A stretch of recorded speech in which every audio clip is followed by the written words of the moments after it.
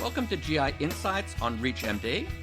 I'm Dr. Peter Buch, and I recently caught up with Dr. Jeffrey Basile, a gastroenterologist from Charleston GI. Here's Dr. Basile now talking about the role of anti-TNFs in the treatment of IBD. The good news is we have a lot of different medications now in our armamentarium for treatment of inflammatory bowel disease. And this includes various biologics that help decrease inflammation through various mechanisms.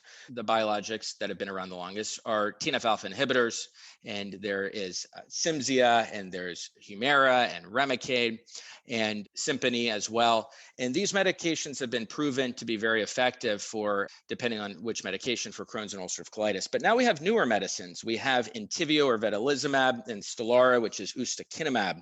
And the mechanisms are different, and they all work to decrease inflammation, but vedolizumab works on the alpha-4 beta-7 anti-integrin pathway to help prevent lymphocyte trafficking.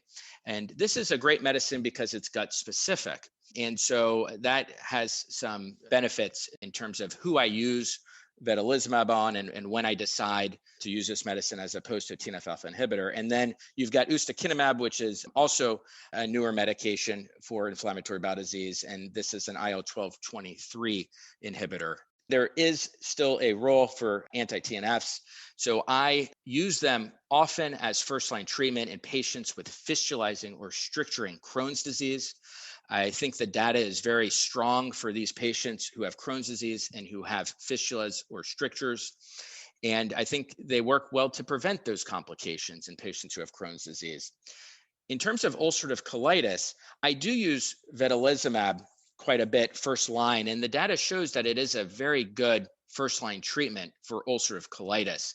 It has a very good safety profile, and the fact that it's gut-specific can be very beneficial. And so a lot of times I'll use this first line in patients with ulcerative colitis. In terms of ustekinumab, I'll use this in patients who have either failed TNF-alpha inhibitors. It's hard right now for me to get this approved first line, but I can at times get it approved first line.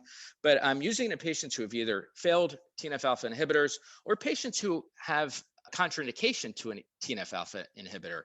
Either they have an active malignancy and the safety profile may be slightly better for ustekinumab, whether they have congestive heart failure and TNF-alpha inhibitors are contraindicated, or in patients who've developed psoriasis from TNF-alpha inhibitors would be a very good candidate for ustekinumab. The data for ustekinumab in stricturing and fistulizing Crohn's disease is coming out. I think there's still some data to be born, but I do think long-term it's going to be shown to be beneficial in these patients as well. But for now, I use a lot of times first-line Humira and Remicade for these patients. That was Dr. Jeffrey Basile talking about the role of anti-TNFs in the treatment of IBD for ReachMD. I'm Dr. Peter Buch.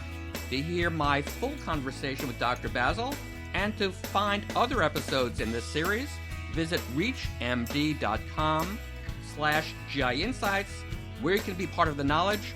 Thanks for listening.